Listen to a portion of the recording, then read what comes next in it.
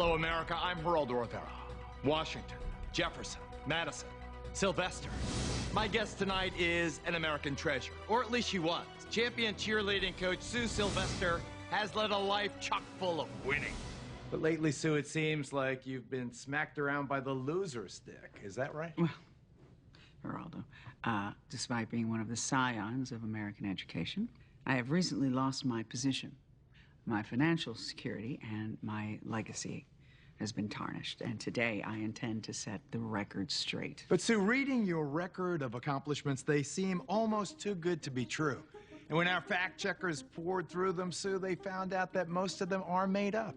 I beg your pardon? Well, for instance, we learned that you were not born in the Panama Canal Zone, you did not fight in the Falklands War, you did not play any role in extracting the dictator Noriega, nor is there any evidence whatsoever that you were ever waterboarded. Now, Geraldo, I'm going to stop you right there. I waterboarded myself. You did not direct the TV movie The Dallas Cowboys Cheerleaders. You don't have Trinidadian roots, nor were you ever, even for the shortest time, the tambourine player for Wilson Phillips. I played tambourine for Wilson Phillips.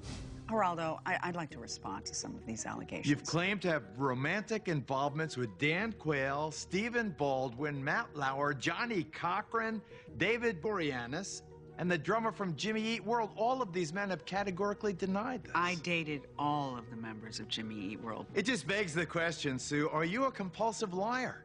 I mean, you've publicly and repeatedly claimed, for example, that the singer Michael Bolton is the father of your child. Well, that is absolutely true. Well, Sue Sylvester, our producers have found out otherwise. Take a look. I've never met Sue Sylvester or heard of this Thunder Bolton 69. I only heard about her when my lawyers informed me that she had been going around saying I had bought her an island where we had a years-long torrid affair and that I was the father of her child. I honestly think the woman has some sort of mental illness. Sue, do you want to respond to this?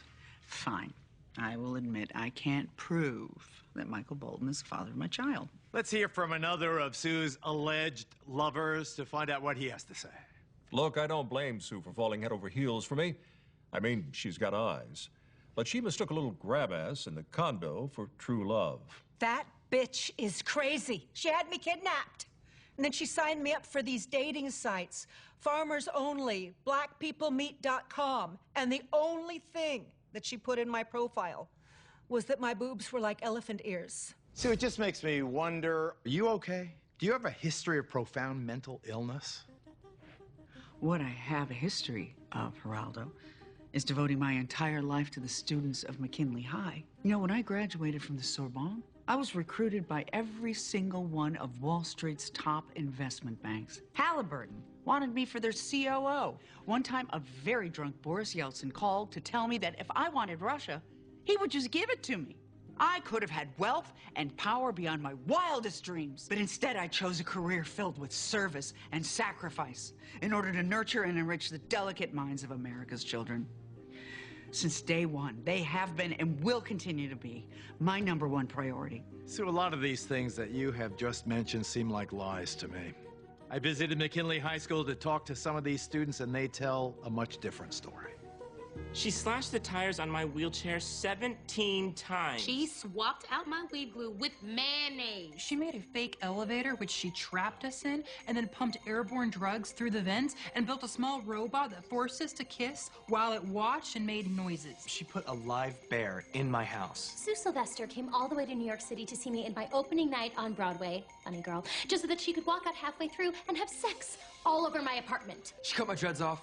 Why does she hate the Glee Club so much? Do you have any explanation? She's had it out for the Glee Club from the very beginning. Before we were around, the Cheerios were the stars of this school, and then we showed up, and she's never forgiven us for stealing her thunder.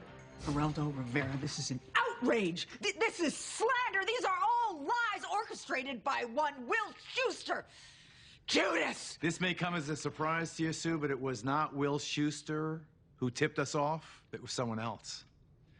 It was Becky Jackson.